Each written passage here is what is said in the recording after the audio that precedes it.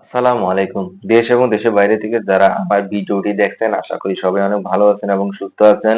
বর্তমান সময়ে কিন্তু ম্যান পাওয়ার যাকে বিএমইটি ইমিগ্রেশন ক্লিয়ারেন্স কার্ড এটা কিন্তু বড় ধরনের একটি সমস্যা। এটি কিন্তু ম্যান পাওয়ার কার্ড কারো হচ্ছে না, যাদের হচ্ছে অনেক ধীর গতিতে এবং সেটি স্লো হয়ে গেছে। কেন? পুরো বিস্তারিত আলোচনা করব। এর মধ্যে যদি আমার চ্যানেলটা সাবস্ক্রাইব না করে থাকেন অবশ্যই দ্রুত সাবস্ক্রাইব করে এই ভিডিওতে লাইক কমেন্ট এবং বেশি বেশি শেয়ার করে দেন। এখন আসেন যে বিএমইটি বা যাকে আমরা বলি যে ইমিগ্রেশন ক্লিয়ারেন্স কার্ড কেন হচ্ছে না এবং কেন ধীর গতিতে চলছে এবং কেন স্লো হয়ে গেছে সার্ভার গুলা না দেওয়ার কারণ মূলত বেশ কিছু কারণ রয়েছে। যদি আপনারা ভিডিওটি ধৈর্য সহকারে দেখেন তাহলে বুঝতে পারবেন যে বিএমইটি বা ইমিগ্রেশন ক্লিয়ারেন্স কার্ড বা ম্যান পাওয়ার বাংলায় যাকে বলা হয় কেন হচ্ছে না।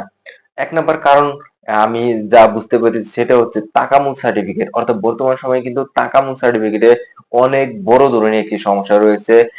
সৌদি আরবের ১১৮টি পেশার মধ্যে সবগুলোতে কিন্তু ওই সময়ে তাকামুল সার্টিফিকেট বাধ্যতামূলক করেছিল এবং সেটা যদি না থাকে তাহলে কিন্তু আপনার ভিসা সৌদি এম্বাসি দিবে না। এর মধ্যেও কিন্তু মোটামুটি বলতে গেলে ৩টি পেশা অর্থাৎ লোড আনলোড, আপনার অফিস ফ্যাসিলিটি ক্লিনার অর্থাৎ সকল ক্লিনার এবং এগ্রিকালচার কিন্তু তারা তাকামুল সার্টিফিকেট ছাড়াই ভিসা স্ট্যাম্পিং করতে অর্থাৎ স্থগিত করেছে। এটা কিন্তু বড় ধরনের একটি সমস্যা যা আপনার এম্বাসিতে পড়তে পারে বা আপনার বাংলাদেশে যারা প্রবাসী রয়েছে তাদের মধ্যে কিন্তু এটি সমস্যা হয়েছে। এর ফলে দেখা যাবে যে আপনার যে রিক্রুটমেন্ট গুলো রয়েছে তাদের কাজগুলোকে বন্ধ রেখেছে। এর ফলে আপনার ম্যান পাওয়ারে কিন্তু স্লো হয়ে গেছে এবং ধীরগতি হয়েছে।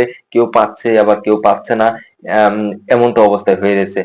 ২ নাম্বার কারণ হতে পারে যে সৌদি এম্বাসি থেকে যে একটি নোটিশ দিয়েছিল তারা দক্ষ শ্রমিক নিবে এবং দক্ষ শ্রমিকের স্কিল অনুযায়ী তাদেরকে কর্মী নিয়োগ দেওয়া হবে।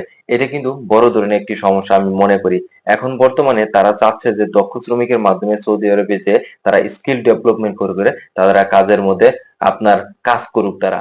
২য় নাম্বার কারণ হচ্ছে সৌদি এম্বাসি থেকে যে নতুন নীতিমালা আইন জারি করেছে সেটা হচ্ছে আপনার সৌদি আরবে কোয়ালিফাইড বা স্কিল ডেভেলপমেন্ট যারা আপনার কর্মী রয়েছে তাদেরকে কিন্তু তারা নিয়োগ দিবে এবং এর ফলে দেখা যাচ্ছে যারা অদক্ষ শ্রমিক আছে তারা কিন্তু আপনার বাদ পড়ে যাচ্ছে। এর ফলে কিন্তু সকল এজেন্সি বা বাংলাদেশের মধ্যে এটি কিন্তু ইফেক্ট পড়ে যাচ্ছে, যার ফলে কিন্তু তারা সকল কার্যক্রমগুলো কিন্তু আপনার তারা বিরত রেখেছে এর কারণে।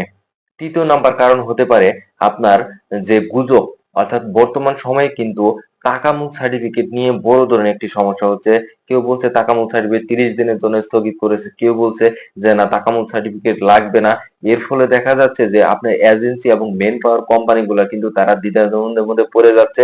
এর ফলে দেখা যাচ্ছে তারা এই কার্যক্রমগুলো এই ম্যান পাওয়ার বা পিএমটি ইমিগ্রেশন ক্লিয়ারেন্স কার্ডগুলো তারা একটু স্থগিত রেখেছে এবং তারা কিন্তু স্লো করে রেখেছে।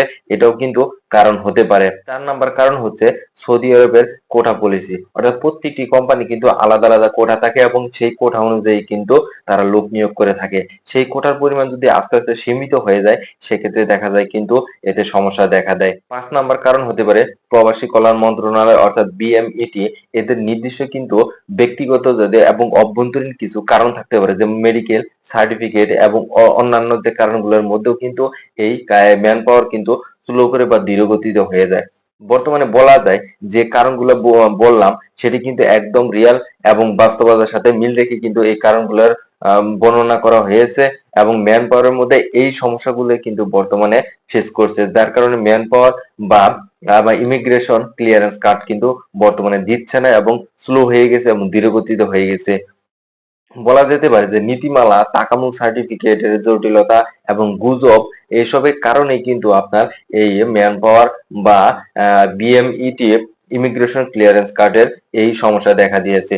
আশা করা যায় যেহেতু আপনার তাকামুল সার্টিফিকেট নিয়ে একটি বড় ধরনের সমস্যা রয়েছে, এটি যদি আস্তে আস্তে কেটে যায় ইনশাল্লাহ সবার বিষয় কিন্তু বিএমইটি বা ইমিগ্রেশন ক্লিয়ারেন্স কার্ডও ইনশাল্লাহ হয়ে যাবে এবং দ্রুত সময়ের মধ্যে এটি কার্যকর করা হবে। আর আপনারা অবগত অবশ্যই আছেন যে সে সময়ে কিন্তু আপনার রাষ্ট্রদূত সৌদি আরবের রাষ্ট্রদূত ছিলেন না, বর্তমান সময়ে কিন্তু আছেন। উনি কাজ করতেছেন। সবাই অপেক্ষা করেন এবং ধৈর্য ধরেন, ইনশাল্লাহ সমস্যাগুলো সমাধান হয়ে থাকবে। সবাই ভালো থাকবেন, সুস্থ থাকবেন।